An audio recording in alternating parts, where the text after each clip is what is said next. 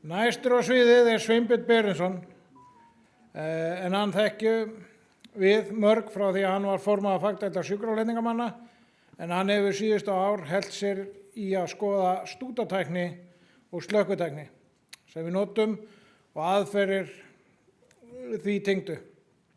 Hann hefur leitt innleiðingu nýjungar eða kannski ekki nýjungar í slökkviaðferðum. Hann vil meina að þessar slökkviaðferðir hafi verið til staðar í Rauðu biblíunni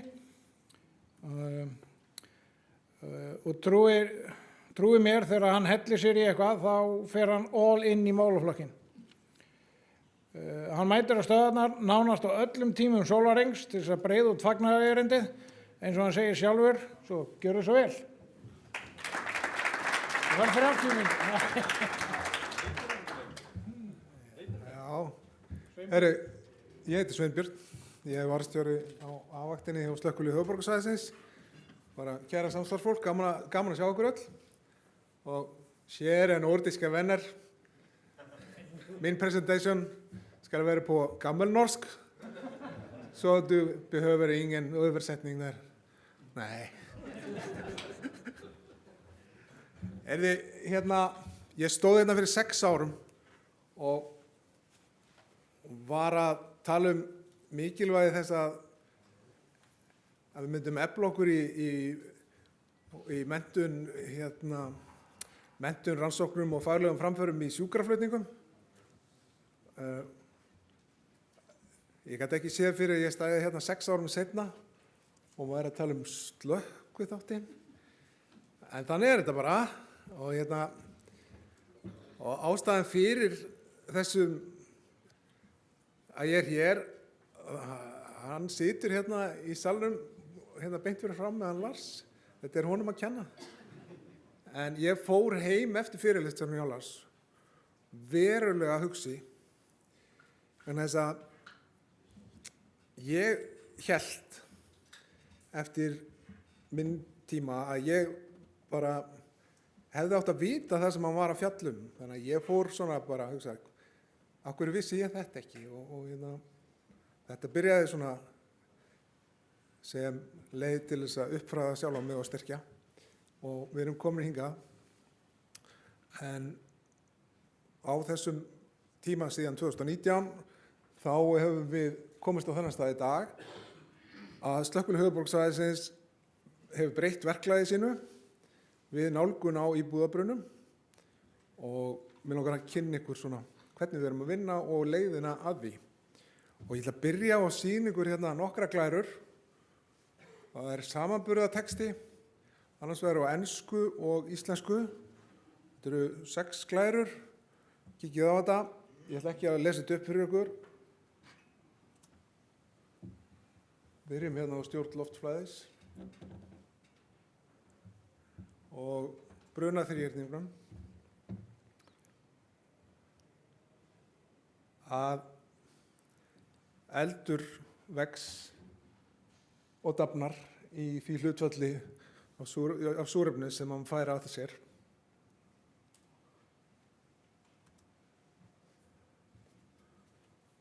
Það minni hiti og öruggara umhverfi fyrir okkur í vinnunni inni í rýmum að vera niðri, þar sem hitinn minni, það minni raki og það betra skyggni.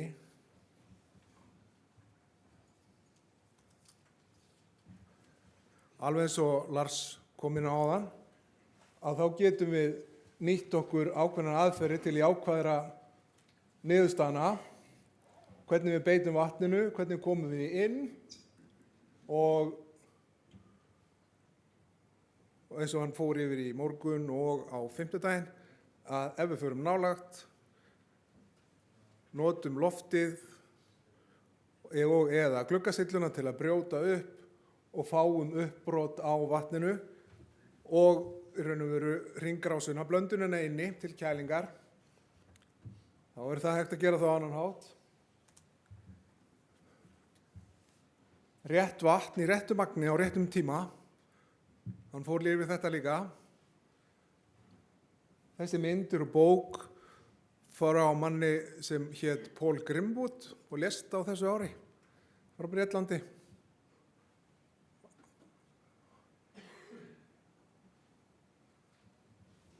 vatnið, eins og segir þarna, að fata af vatni sem komið fyrir á réttan stað á réttum tíma og í réttum magni skiptir miklu máli heldur en það sem gerir hálftíma seinna.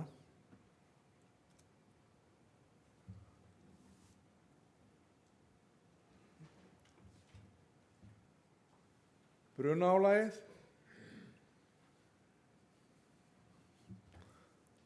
Og það brunaálag í byggingum í heiminum, það að mestu leyti í boði IKEA í formi sag. Það sag, blandað af lími og vafið olíu í plastformi. Takk IKEA.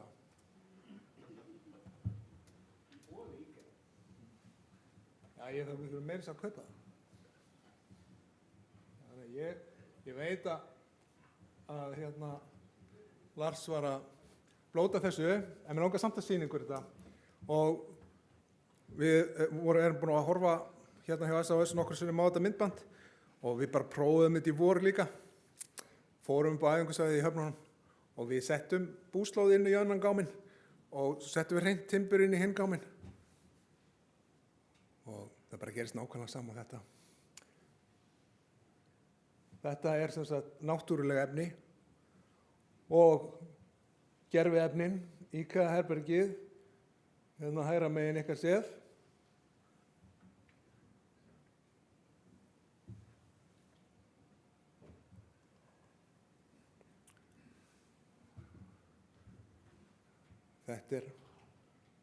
Þetta mjög áhugavert ef þið hafið ekki séð þetta.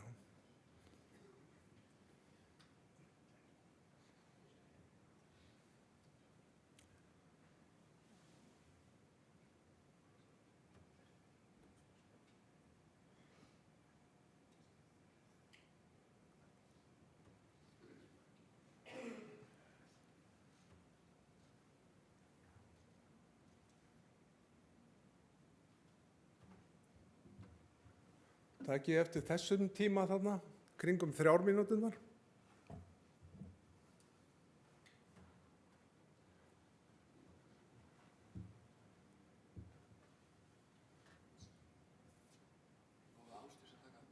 Já, ok.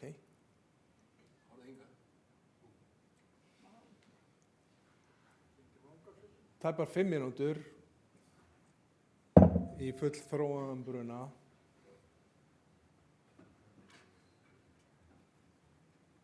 Og töluvert lengra í náttúrulega efnunum.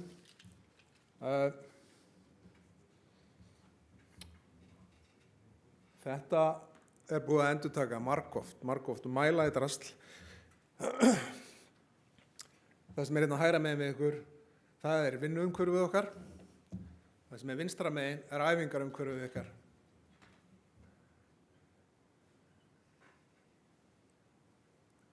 Við erum ekki að æfa leikinn sem við þurfum að spila þegar við komum út í bæ, sko.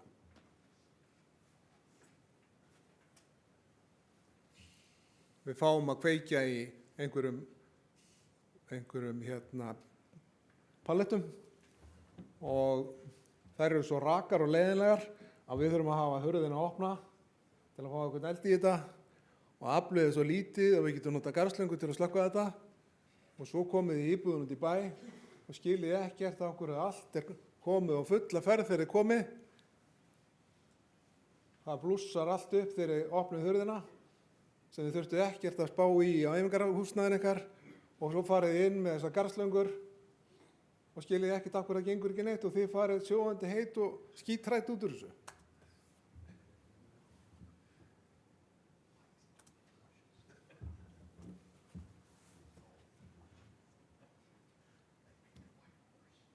Þetta hefur ekkert breyst að árangur slökkvistarfsins fer eftir þekkingu og hæfni og stundum hefur verið sagt að æfingi skapi meistarann. En það Æfingin skapar varanleika. Góð æfing skapar meistarann. Þannig að við getum æft hvaða djöfulsins vitleysum sem og endurtekið aftur og aftur eins og æfingar með hreinu timbri, við asnalegar aðstæður, með rangt magn af vatni og ranga stjórnun á loftflæði í húsnæðin. Og þá fáum við rangar aðstæður þegar við erum að vinna.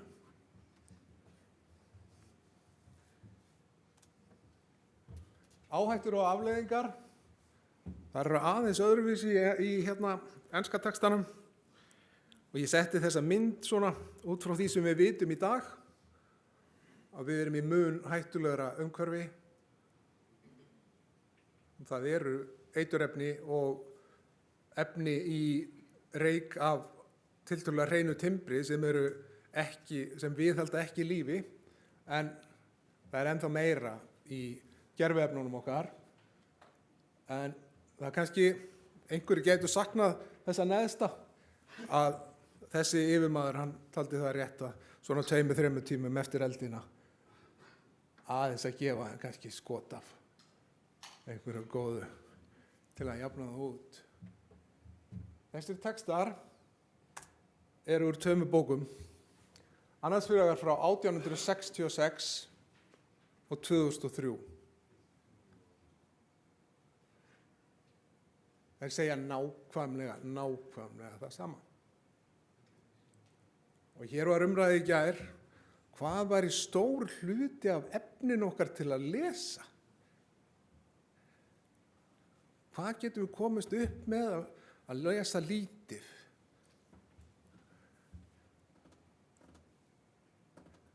Hluti af ástæðinu fyrir að okkur við erum þar sem við erum í dag er að við erum ekki að lesa bókina. Það stendur allt í bókinni.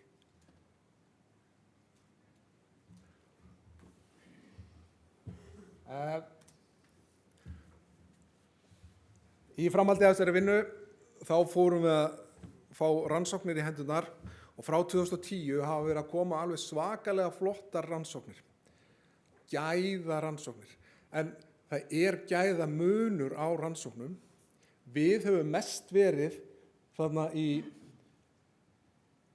viðteknum og vinsælum aðferðum eða vinnubrögðum. Þar sem að við erum að svona láta þetta ráðast hvað okkur finnst, stjórnum litlum breytum, og þetta er svona það lægsta, þar sem við erum að byggja á kenningum eða faglegri þekkingu eða reynslu, en rannsóknarnir sem við höfum í dag eru þarna efst. Vöndu gögn úr kerfisbundnum rannsóknum og endurtekið hafa fengið jákvæð áhrif í samanburðarrannsóknum. Og það er ekki þar með sagt að það sé ekki gott efni úr öllum hlutunum. En þetta þarf allt að sannreyna og þetta er búið að gera fyrir okkur, og ef við ætlum ekki að fara eftir þessu efni eða skoða þetta efni, þá erum við að svíkja sjálf okkur og aðra. Og það er ekkert mér finnst í þessu lengur. Það er bara svoleiðis. Rannsóknirnar, þessar sterkustu og þessar flottustu, eru þarna frá ULFSRI, sem er bandarískt apparat. Yfirmaður þeirra stofnunar, hann er doktor í brunaverkfræði frá Lundi. Yes. Hann var sem sagt með meistaragráði í brunaverkfræði, fer svo til Lundar, og öll þessi stóru flottu gögn í dag eru upp úr hans doktorsverkefni, og öll gögnin eru með opnum aðgangi, open access. Allt saman. Og í framhaldi af því þá fóru hollendingarnir í NIPVAF og að skoða þetta, og þeir hafa verið að endurtaka síðan þessar rannsóknir, af því að grunnur að góðum rannsóknum er að þeir séu gerðar þannig að sé hægt að endurtaka þær. Og þeir endurtóku þær að þeir séu þetta getur ekki verið frá Bandaríkjunum. Þeir eru bara búa í eldspýtustokkum og þetta skiptir engu máli. Þannig að þeir fóru og bjuggu til hús úr hleðslusteinum, fengu sömu niðurstöður. Þannig að það staðfestir hinar sem byggir undir áreiðanleika gagnanna. Síðan erum við með RISE sem er sænskt-norskt prófunar og rannsóknarkompani. Við erum með Háskólann í Lundi, við erum með MSB sem er sænska redningsapparatið, Grimwood frá Breitlandi, við erum með einstaklingar frá Belgíu, við erum búin að vera að skoða Ástralíu, Þýskaland, Holland, já, það eru allir á sömu leið eins og spurningin var til last hérna. Heimurinn er að færast nær í raun og veru að vera sammála hvað virkar. Þannig að en þessi hérna glæra, hún er frá Háskóla Íslands og til að sýna kennurum hvernig átti á að meta gæði rannsókna fyrir lestur barna á yngsta stigi.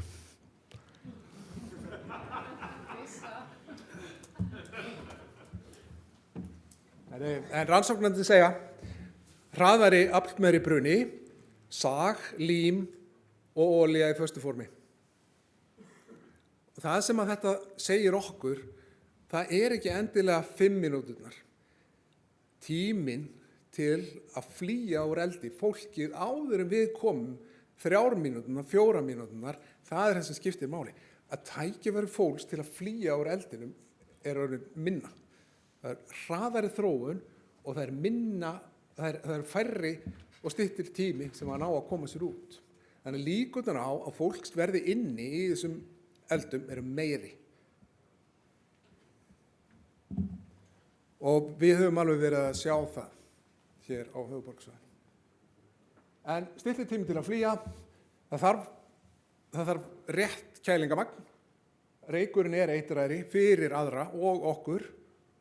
Reykurinn er eldsneyti og hann er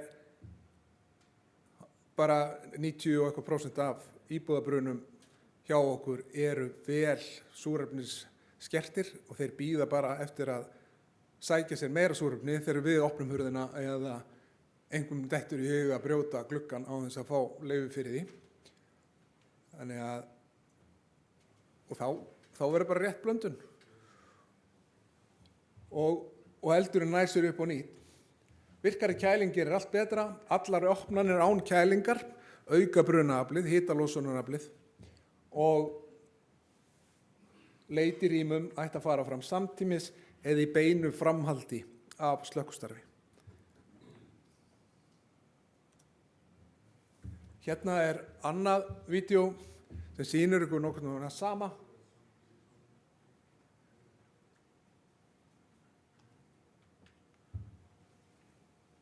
Þannig sjáum við að þarna eru 2,5 mínúta síðan að eldurinn var kveiktur. Þetta er þróunin á innan við 3 mínútum þegar kveikt er í þessum stól. Þetta er fullbúið 150 fermetra einbýlishús á einni hæð með 4 svefnherbergjum, sameiginlegri stofu og eldhúsi og bað.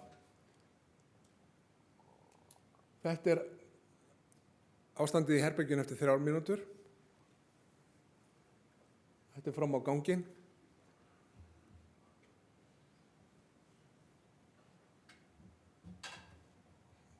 Þarna sjáum við elda í föstum efnum inn í herberginu og gaseldana þarna fyrir ofan.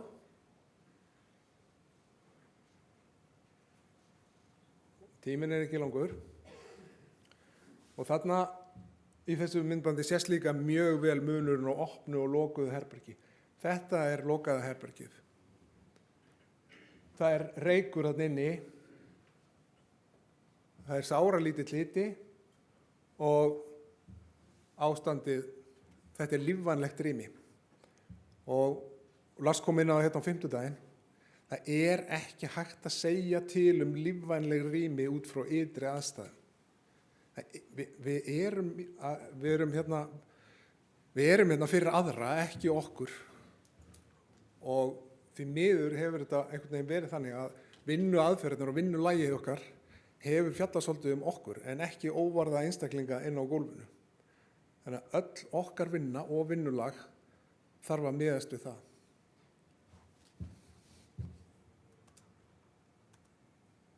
Hérna er efni sem er frá FSRI. Þetta er bara handbók, ókeypis á netinu, opin öllum. Við erum byrjar að þýða hana. Og þetta er bara hvernig á að slökkva eld út frá með góðum stuðningi við rannsóknir. Það er vettvangsstjórnunin, það er leitin og björgunin, það er hvernig á að slökkva, hvernig á að reykræsta, vatnsþörfina, hvernig við höfum að undirbúa okkur hugsanlega með eitthvað backup ef eitthvað kemur fyrir okkur, frágang og glóðavinnu og síðan hvernig þrífum við okkur á eftir.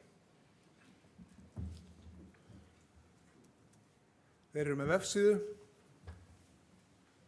Það eru 5 eða 6 svona síður. Þetta eru fyrirlestrar, opnir, ókeypis og verulega fróðlegir. Og það er mjög gott í þessu kælingarmálum að ræða hita. Hvað þolir óvarinn einstaklingur mikinn hita?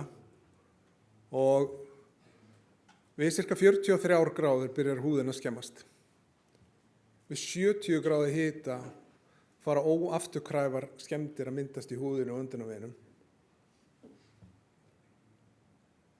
Þannig að markmið okkar hlýtur að vera meiri virkari kæling. Því meiri virkari kæling veldur samdrætti. Það er búið að hamra í okkur einhvers staðar einhverja 1700 földun og við að breyta vatni í gufu og margföldunum verður 4000 föld við svona 500-600 gráður. En það er aldrei talað samdráttinn við kælinguna. Samdrátturinn er mun meiri heldur en útþenslan ef hún á réttum magni á réttum tíma. Þannig að með samdrættinum þá aukum við magn af kaldara hreinna lofti í neðri lögum rýmanna. Ég hef ekki ennþá lent í að finna einstaklingi í eldi hangandi í ljósakrónum eða límdaðu loftið. Þeir eru í neðri lögunum, þeir eru í rúmunum, þeir eru á gólfinu og þar eigum að gera ástandið betra. Við það ekst líka skyggni fyrir okkur og það verður betra fyrir okkur að komast Alveg eins líka, bara er öllum ljóst hver prófunarhitinn á göllunum okkar er. Bara spurning út í sal, vitið þið við hvaða hitastig gallinn ykkar er prófaður?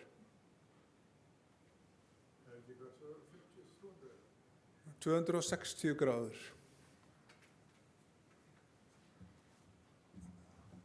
Við finnum hita í göllunum okkar við að verða 260 gráður. Það er ekkert að marka hvað okkur finnst. Við erum allt og vel varin. 1866 textin, þeir voru ekki í 6 lögum á Nomex með öndunarbúnað. Þeir lærðu það bara mjög fljótt að vera niðri og kæla. Þannig að og hérna er prófunarkaflinn. Þetta er svona 260 gráður í 5 mínútur áður en við förum að fá bruna undir gallan. Gallinn er flassaður hérna við 84 kW á fermeter sem er svona 500-600 gráði hiti í 17,5 sekúndu. Þannig að ef það verður yfirtendurinn inni og þið tefjist í 17,5 sekúndu inni þá fáum við annars stigs bruna undir gallan ykkar.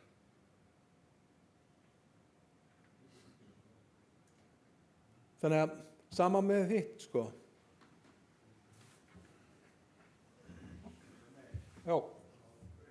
Já.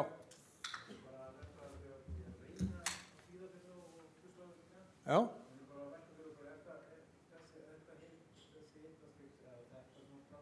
Já.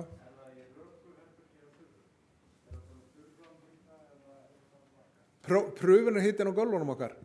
Já, þessi pröfuhiti sem og allur þessi hiti sem við tala þegar við erum tala 260 gráðunar, erum við tala í þurru umhverfi eða erum við tala með raka? Þetta er í stýrðu umhverfi á tilraunastofu.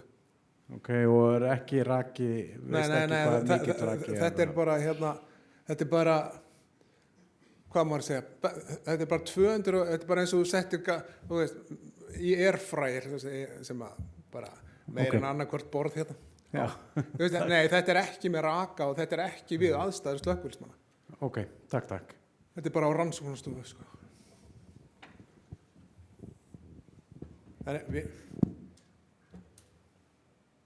Og að því hann var Lars var að tala sko mikið vatn á stuttum tíma, háþrýsti keflið okkar, ef það er á kjör stillingu sem eru 40 bör, þá aðeins eftir stútnum þá er þetta einhvers staðar 120 til 150 lítrar á mínútu sem eru 2,5 lítrar á sekundu. Og við náum sjaldnast að nýta vatni okkar 100%. Flestir eru með svona 50% nýtingu ef við eru góðir. Þannig að bruni í 20 fermetra rými, sjaldnast brennur allt 50%. Þannig að 20 fermetra rými sem er að brenna gefur cirka 5 megavött í orku.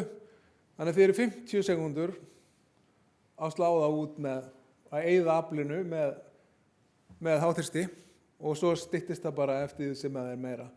Og þetta er yfir tendrunar álag og þið sjáu bara þarna að þið eru bara að lengja tíman ykkar inni og auka hita álagið á óvarin einstaklinga á gólfinu eða ykkur í gallanum ykkar, og gallin ykkar er bara eins og svampur, hann togar bara til sín hitan og safnar hann í sig og þið þurfið svona upp undir hálftíma til að tappa hitanum af gallanum úti. Þannig að þið leið og gallin mettast þá hafið þið ekki getu til að vinna inni, verða að fara út.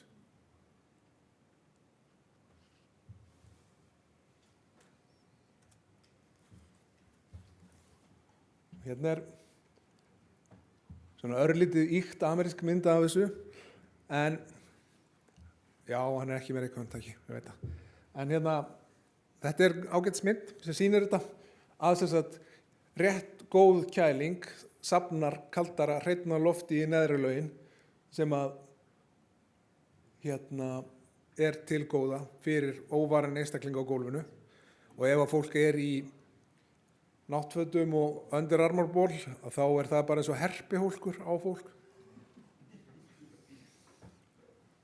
Þannig að þetta er markmiðið, gera umhverfið betra fyrir aðra og okkur. Síðan er annað sem við þurfum að taka til skoðunar. Fornaldar aðferðir við að kenna fólki að ná einstaklingum út úr eldi. Hoppa yfir það? Já. Það skiptir máli hvernig við tökum fólk út. Það skiptir engu máli hvar þið eru með hausinn, sko. En þið getið haft verulega áhrif á lifun með röngum vinnubröðum með að ná fólki út.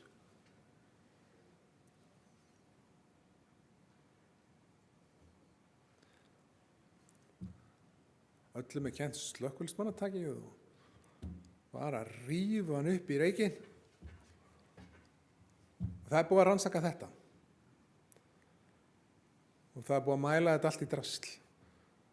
Og þetta eru tugir rannsókna sem eru endurteknar, bornar saman. Það er mæld, gösin eru mæld, hítin eru mæld, það er með hítamyndavélar, það er með loftflæði, skynjara og alla græjur. Þetta er allt skoðað. Hollendingarnir skoðuðu þetta líka og bara svona til að sýna ykkur að hér eru kælingar áhrif við notkun á dreifðri bunu úr breytilegum stút með kónísku mynstri.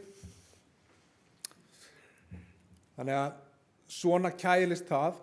Hollendingarnir gerðu þarna 20 metra gang, bara þar sem að eldhólfið var til hliðar, og hér prófuðu þeir bara 30 gráðu hotn á breytilegum stút með fínum úða, og þið sjáu púlsana þarna við hvern þröskuld gula í gólfinu, að þá stoppuðu þeir og kældu og svo lokuðu þeir og áfram og kældu, og þetta er kælingin í brunahólfinu.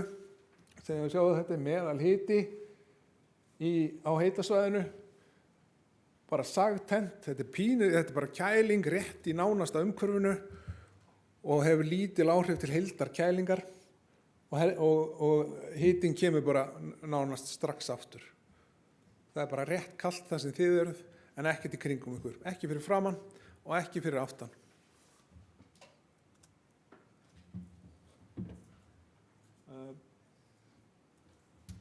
Hér er tilraun, þetta er 150 fermetra húsi, það voru byggð nokkur svona, þetta er sem sagt skemma sem er 40x40 metrar sem er 16 á hæðina, það er að vera með 250 fermetra hús og kveikið í manninni. Þetta eru fullbúin hús, samkvæmt byggingarreglugerð, með öllu og húsgögnum og græm. Þetta er sem sagt slökkvuaðferð, þess að þeir fara inn með úðastút og nota hann við slökkvistarf. Og fljótlega bara sjáum þið áhrifin á því. Það sem að yfirþrýstingssúlan núna hleypur út gluggann að eitthvað þarf yfirþrýstingurinn að fara og er tiltölulega heppnir að hafa bara opið út.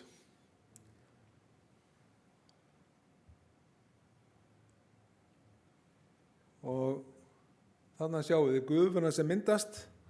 Hérna er raka umhverfið sem Haukur var að tala um áðan. þar sem að gufan inniheldur 600% meiri orku heldur en vatnsdropinn gerir. Og þessi orka, hún bara hleypur frá heitara yfir í kalt og við erum töluvert kaldari heldur en þetta. Þess vegna hafa örugglega 90% af slökkviliðsmönnum fengið hita, bit og bruna sár eftir þessa aðferð í æfingum okkar hingað til. Þetta heitir ónókæling. Bara að fara inn í Árósagáminn með í raun og veru og vera bara gufusoðinn, sko. Hér aftur á móti það sem er notuð beinbuna og stöðugt flæði. Það er línuleg lækkun í kælingu á öllu svæðinu. Frá því að þeir opna og þangað til að loka. Þetta er áhugavert og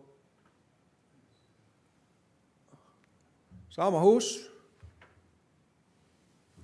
sömu slökkviliðsmenn og til að fá samfellu í þessar tilraunir þá var sami einstaklingurinn sem var alltaf á stútnum. Hann heitir Keith Stakes og er verkfræðingur hjá FSRI og slökkviliðsmaður. Hann sem sagt var á stútnum, þannig að það var ekki bara einhver á stútnum, hann gerði alla tilraunirnar. Þannig sjáum við að eldurinn fer að snúa sig við, kælingin er nóg, þannig sjáum við að hann byrjar að soga inn og hann fara að vanta súrefni, kælingin er meira heldur en aflið og það er sára lítil gufa sem kemur af þessu vegna þess að kælingin er nóg til að færa þetta af gufustíginu niður á daggarmark, þar sem að raun og veru vatni þéttir sig aftur og það er raun og veru gufan er kæld líka í leiðinni. Hann er eldri en alltaf að gera það öllu leyti, en það er töluvert af gufunni sem er kæld líka, þannig að gufan er færð niður á daggarmark og orkan tekin úr gufunni sem myndast við slökkvistarfi líka, þó svo að gufan sé að hjálpa okkur við slökkvistarfi. En það er gríðarlegur munur þarna á.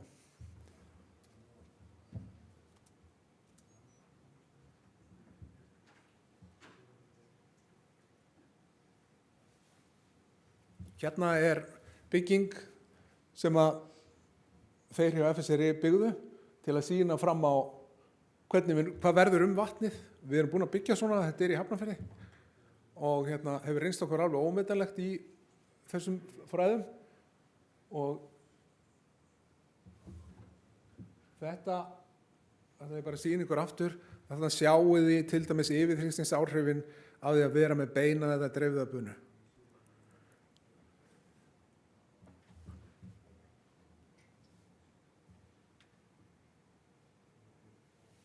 Það er engin hreyfing á flöggunum á beinni, en það er bara trekkur í gegn og þess vegna er þetta gott til þess að reykræsta með en ekki slökkva. Og þetta erum við búin að prófa. Þetta er hluti af því sem við erum búin að láta mannskapinn okkar gera. En þetta er nú kannski aðal, sko.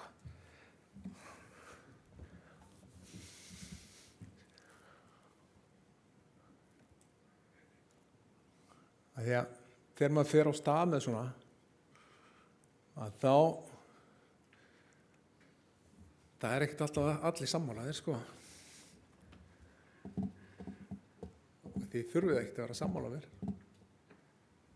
Það er ekkert mál. En þá myndi ég vilja líka að við ættum bara góða samræður þegar við væri búin að lesa gögnin, sko. En það myndast alltaf tregða. Og fyrst hjá sjálfum mér og svo hjá þeim sem voru í kringum mig og ég þorði að sýna þetta fyrst. En þegar við vorum búin að yfirstíga þetta og vorum búin að skoða gögnin og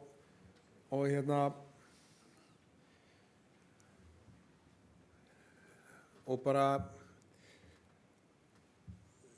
ég fekk bara ótrúlegan bara jákvætt og bara ofboðslega góðan stuðning og ég horfi á salinn svona við víða dreif, sko, og bara fólk mitt á SOS, sko. Þeir þurfa að þola þetta fikt og vesen í mér núna á 4. ár, sko. Og þetta er búið að vera meira áttar. Þetta er aldrei einn maður sem getur gert þetta. Bara við sem hópur erum búin að gera þetta. Og þetta er búið að vera alveg meiri háttar að vinna með okkur í þessu. Og að finna stuðninginn. Og finna hvernig hefur raun og veru. Við höfum bara kveikt á perum. Og við þurfum bara að kveikja á einni peri í einu. Það er alveg nóg, sko. Þetta kemur.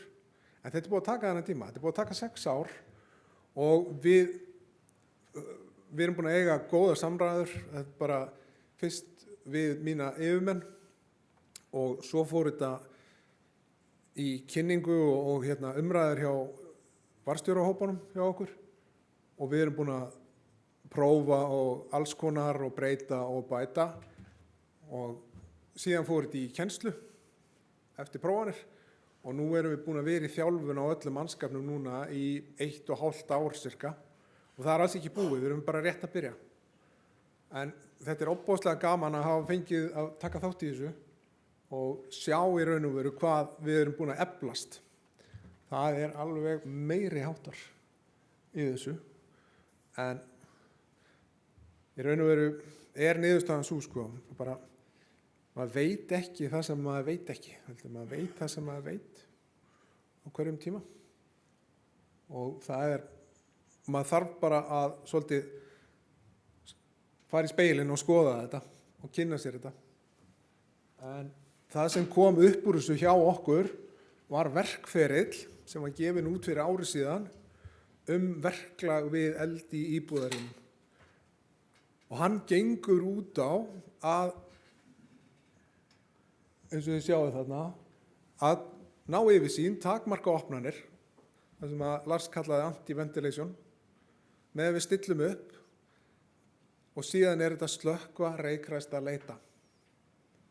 Fyrsta teymi fer inn að slökkva og það er beint að slökkva. Þeir eru ekki að leita rýmið.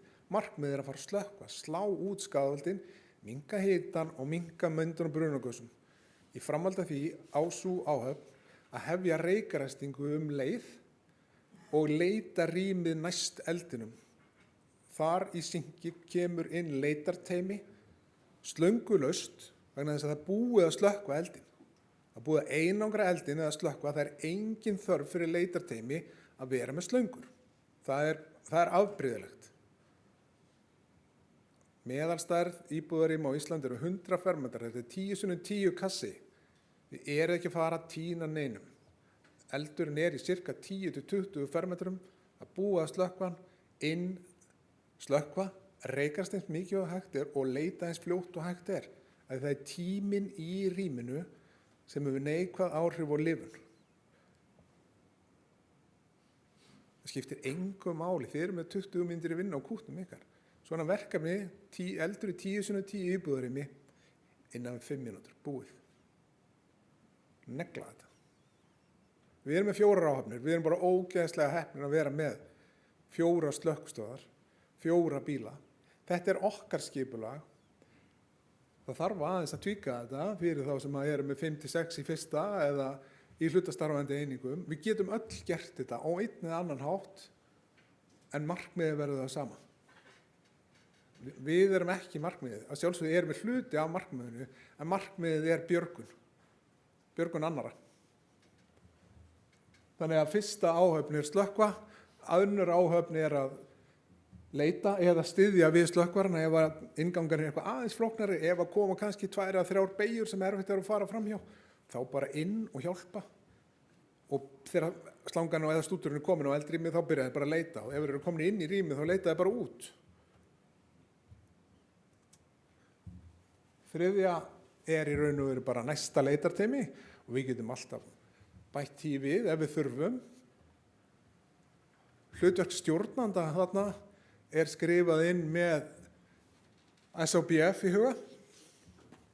Þannig erum við með vettvangsstjóra, við erum með björgunarstjóra, aðhlynningarstjóra.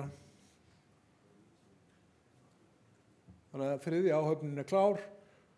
Annar bíll leggur innan við 20 metra frá fyrsta bíl. Þannig að við erum komið með 6.000 lítra af vatni. Allar þessar rannsóknir sýndu það hvort sem var eldur í 1, 2 eða 3 herbergjum.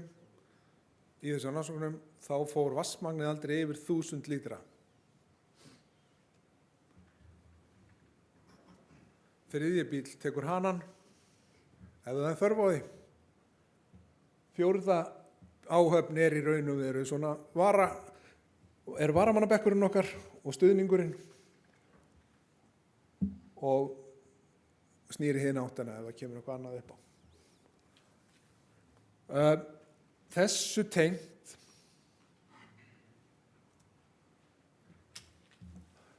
breyttum við verkfæri.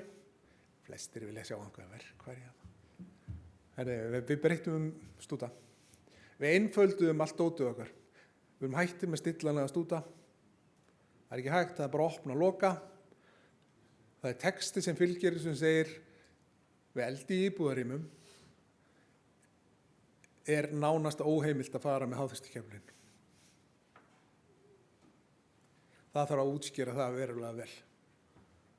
Þannig að go-toið er 42 mm slanga með 350-60 lítra stút, þessi appelsínugula. Við breyttum uppsetningunni í staðan fyrir að vera með upprúllaða slöngur, þá fórum við í þetta svokallaða Cleveland-lót og nálgunin okkar, hún er svo sama hvort sem við förum inn á jarðhæð eða á 7. hæð. Skiptir engum máli. Planið er alltaf það sama. Þörfin fyrir að vera með gott vatnstæki, dufttæki eða slökkutæki, við erum ekki að segja að það sé ekki til staðar. Og ég veit að Betty fór einn daginn í eld í fatahrúgu, en að fara fyrst upp til að kanna og vera með tæki með sér, það á ekki að hindra það að þeir sem eru fyrir aftan stjórnandan haldi áfram að undirbúa með að maður er að kanna. Ekki að það fari kannski 4-5 upp að kanna, sko. Að það verður að undirbúa á bakinu og þetta er það sem að Lars var að koma inn á með þess að dreifðu stjórnunina, hún er hluti af þessu plani hjá okkur líka. Við erum að fræða mannskapin þar sem að allir þekkja leikinn. Þannig að þegar við hoppum út úr bílum, ef ég segi ekki neitt, þá er það plan A. Það vita allir hvað þeir eiga að gera.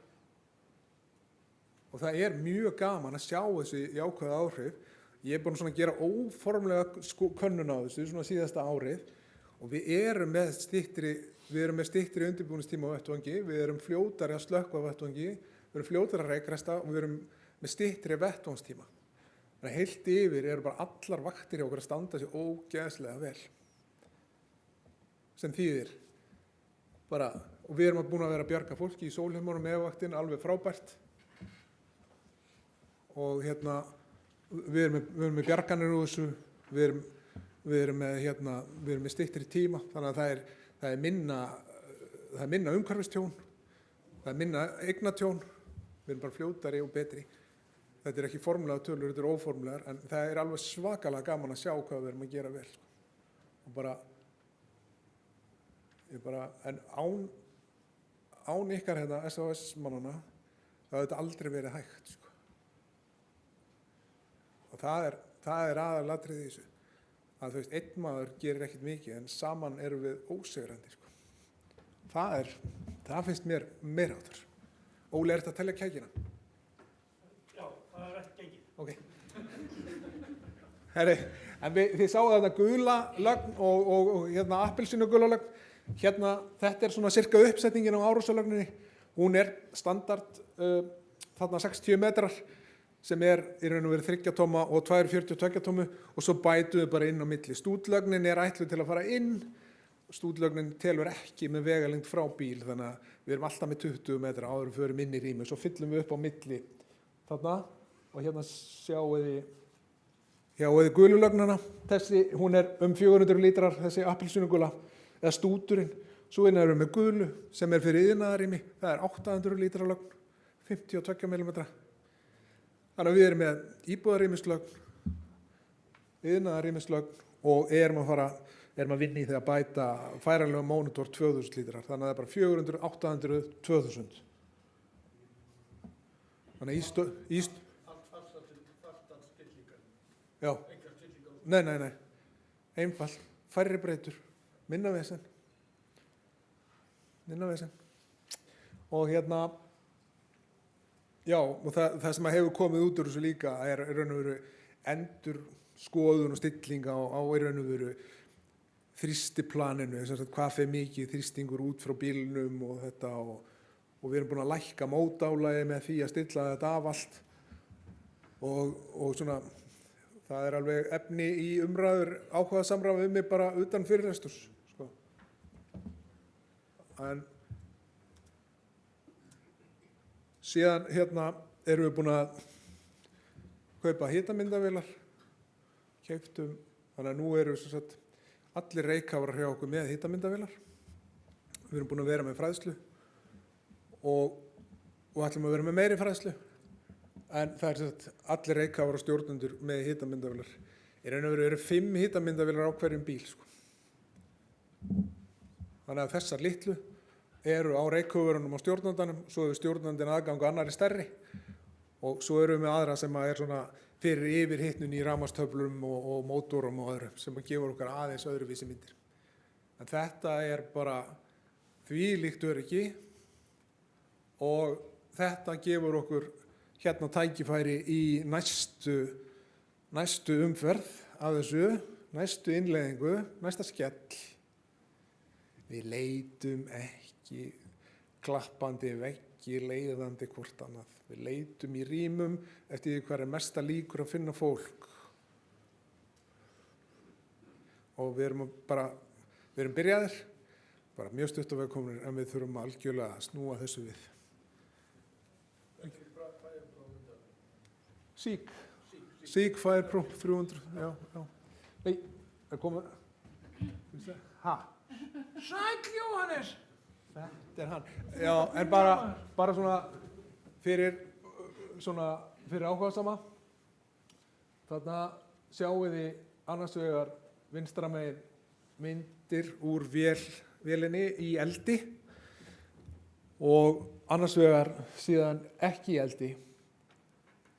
Og þarna er gríðarlegur fróðleikur fyrir ykkur vegna þess að þegar að við erum að skoða í þessum vélum þá er þetta sem sagt meðaltals hitageislun úr umhverfinu og á vinstri myndunum þá eru manneskjurnar kaldari heldur en umhverfið og þá verða þær gráar eða svartar.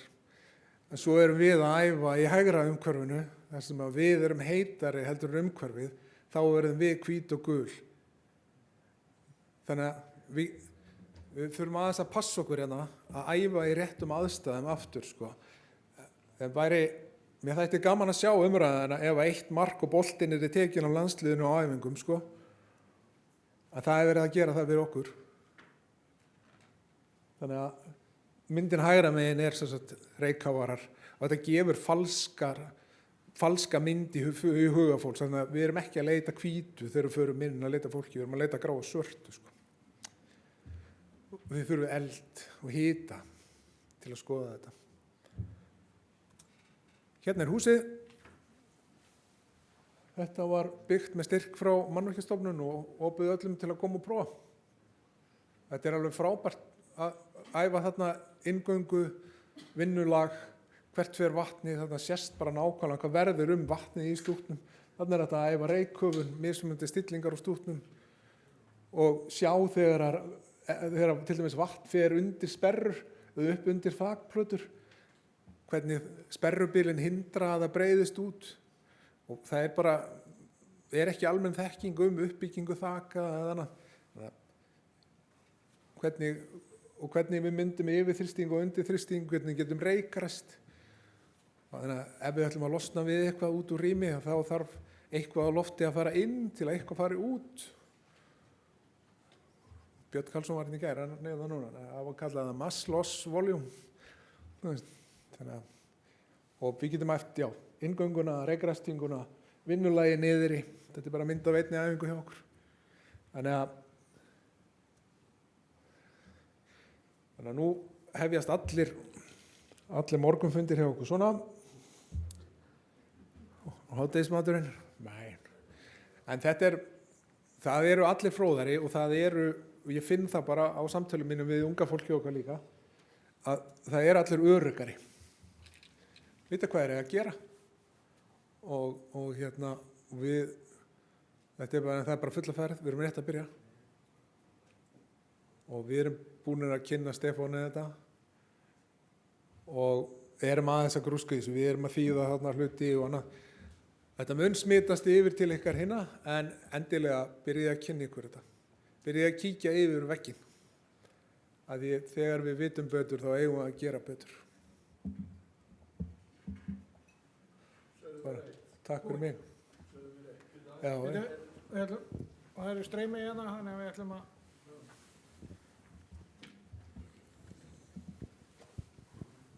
Eru þið með þetta einhvers staðar á innra vefnum hjá ykkur eða einhvers staðar svoleiðis? Upplýsingar þetta? Og eru þið þá tilbúin að opna það svo að aðrir geti séð? Þetta er á innri vefnum hjá okkur og þetta er engin feluleikur. Við erum alveg tilbúin að deila. Það er ekki vandamálið. Og út af það gengur, það er aðgangur það er eiginlega upplýsingaofgnótt slökkvimál núna bara á netinu. Þannig að þetta er allt opið og við getum fengið að sjá þetta allt saman. En munið bara að skipulögi geta út frá ykkar umhverfi. Svenni, bara frábært, æðislegu fyrirlestur og gaman að heyra hvernig við erum að þróast fram. Við vorum að stækka við okkur hjá IKEA. Mín upplifun er því miður að hönnuðir eru bara ekki að tala við slökkviliðin. Þannig að það er ykkur ótrúlega gjá, ég er líka í Brunatæknifélaginu að fara á fyrirlestra þar. Það verðist einhvern veginn gífurleg gjá á milli þeirra sem eru hannahúsnæði og svo hvernig þið ætlaði að fara að slökkva á mjög synd að arkitektar, brunuhönnuður séu ekki hérna til að fá fyrirlestu, hvernig þið ætlaði að fara að vinna. Það var eitthvað sem landssambandið kannski þyrfti að fara að tryggja öryggi okkar, eða ykkar fyrirgefi, með því að tryggja bara upphaflega hönnun húsnæðis taki mið af getu og tækni í slökkvistörfum. Já, og bara svona, núna er Aldís hérna hjá okkur, yfirmaður eldvarnaeftirlitsins, og hún er búin að vera bara óþrjótandi að kynna sér hlutina og eða starfsmennirnir í eftirlitinu eru þeir sem eiga samtalið við hönnuðina þegar þeir leggja þetta fram á hönnunarferlinu og bara allt svona er bara partur af því að allir séu upplýstir og bara þannig að við samræmum þetta Fleiri? Ég get sendt ykkur Svenna ef þið hafið mikinn tíma þá þið sérstaklega slökkvistjórar þið verða að hafa mikinn tíma ef hann kemur í heimsókn því að hann, eins og ég segi, hann er algjörlega óþrjótandi að koma og kynna þetta og hefur staðið sér alveg gríðarlega vel í því sem betur fyrir er ég komin inn þannig að hann kemur ekki oft þangað En Óli, þú ert Já, með- ég hef nú fylgst með Svenna farið gegnum þetta, ég var stjóri á afvaktinni með Svenna og við vorum nú aðeins svona að ránkóla augunum fyrst þegar hann byrjaði með þetta og svo Svenni hefði getað farið með fyrirlestur og sýnt ykkur sko elda sem við erum búin að taka kannski 5, 6, 7, 8 elda þar sem þau virka svo vel. Þannig að þetta er ekki beint spurning, bara hrósti Svenna að hafa leitt okkur í þetta og bara gaman að fá að teika hann í þessu og ég held að í dag sé eitt af okkar stóru mál, við erum þokkalega að verða þokkalega í íbúðareldum en við erum ekki sérstaklega góð í þessu stærri eldum og þetta mun toga okkur þangað inn. Við hefum gott skipulag fyrir svona hálftíma, svo fyrir allt í panik eftir hálftíma, þannig að við þurfum að æfa seinni hálftíman en bara takk fyrir, gott erindi. Takk fyrir. En bara svona til upplýsingur, þá er sem sagt verklag elda í stórum rýmum er í yfirlestri. Heyrðu, þá ætla ég að þakka þér fyrir. Já, þakka þér.